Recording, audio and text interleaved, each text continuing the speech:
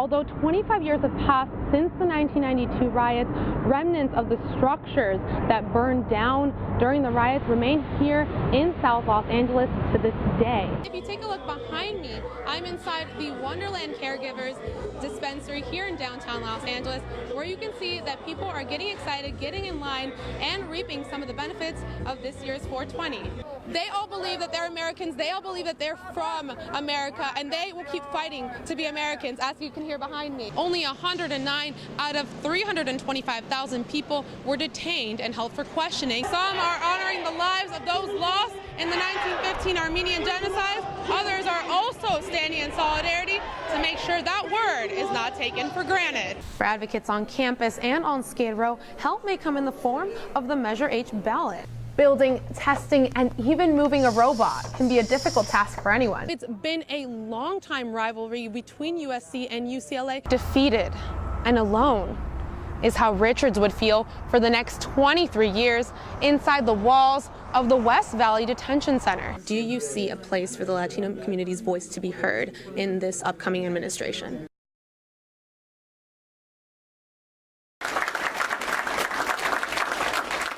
At a typical job fair, people wait in line for the opportunity to share their skills with potential employers. But for Wanda Woods, her history makes getting a job a lot more difficult. I was sentenced to 15 to life in 1990 for second-degree murder. Until about 2 weeks ago, Woods never thought she would have this chance. I believed wholeheartedly that I would die in prison. But she's here, alive, well, and ready to take the next steps in her future. I started to heal. I started to understand what changed the course of my life. I understand why I had the behaviors that I had. And I realized that I didn't have to be my own worst enemy. For the 4,000 women who are currently on parole in the state of California, a sign like this can mean the world. That's because getting a job can be the first step in reintegrating back into society and starting over. We wanted to focus on long-term offenders and female offenders because their needs are different than the general population. About 150 parolees got the chance to greet employers, learn about jobs, and apply for positions. To their surprise, some even landed one of those jobs. Wait a minute, I wasn't expecting a job, but they want to hire me right now. These jobs might also help them as they reunite with their families. A majority of the women do have kids, so that family dynamic, reintegrating with their kids is a challenge. This was the case for one of Woods' close friends, LaTanya Sims. Then my kids, they were 2, 3, and 9 years old, and I didn't get to raise them, and it was a bad experience. But hope kept her spirits high. Life is precious today, and I would never take advantage of that. God got me back all the way. With a drive to live life to the fullest and take the first steps, the struggle of living on parole may be one less job to worry about. For Annenberg Media, I'm Gabriela Vidal. In the San Fernando Valley is a middle school that is perfecting the balance between work and play. The secret is robots. It's really nice and we've learned a lot. I know how to build them now. I like everything about it. The Mulholland Middle School Robotics Magnet is the first of its kind in the LAUSD.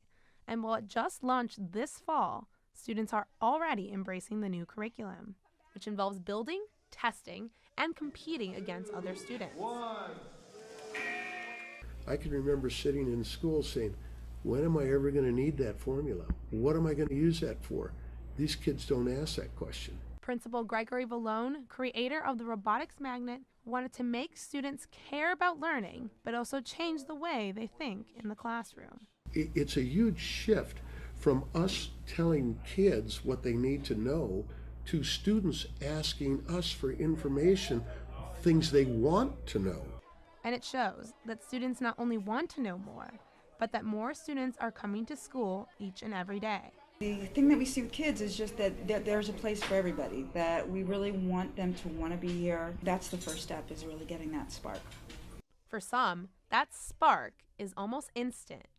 It's just normal every day, but doing something that's fun and exciting, but at the same time having a responsibility. Moreno's responsibilities go beyond robotics, as the magnet program incorporates all subjects into the program. Students learn how to first start off working with tethered robots, which involves a controller and a robot connected with a cord, then wirelessly without the cord. Finally, they can learn how to program their own software into the robot to get it moving, all on its own. According to Vallone, these skills are vital for students. This is bringing something to them that they probably wouldn't have otherwise. That is because many of the students at Mulholland come from low-income backgrounds who may not have the resources to encourage their children to pursue robotics. With this new program in mind, staff hope to break the barrier and get parents to recognize the potential for kids, and especially young girls, in robotics. There's a deficit in the engineering fields and the science fields for females, yet they're here. We can see them in our classroom. It's good for the future that younger kids are starting to learn it. And learning might just be the beginning for these students, who now have the tools to go towards a new path in life. For Annenberg Media, I'm Gabriela Vidal.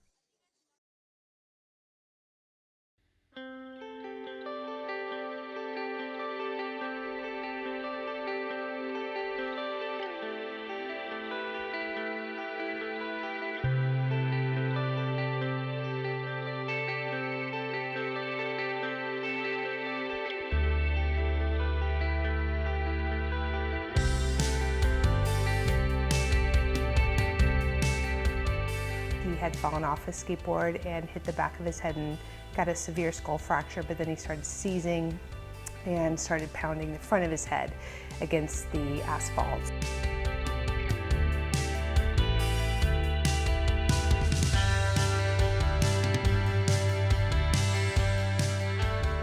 The recovery was more of like a learning experience for how we can shape the future rather than recovering from the past.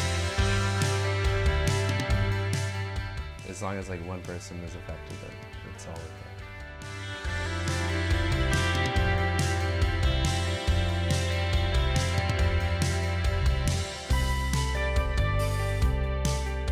Gray matter is the part of your brain that's the thinking part of your brain. So we want you to use your gray matter to save your gray matter. To do a gnarly trick, you have to feel safe, or to get better, you have to feel safer. So that's why I wear my helmet, and I'm planning on keeping it on.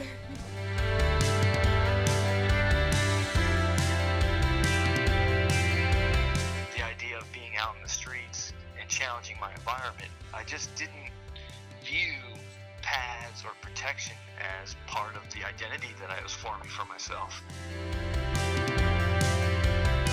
There is no good reason to not wear a helmet. There just isn't.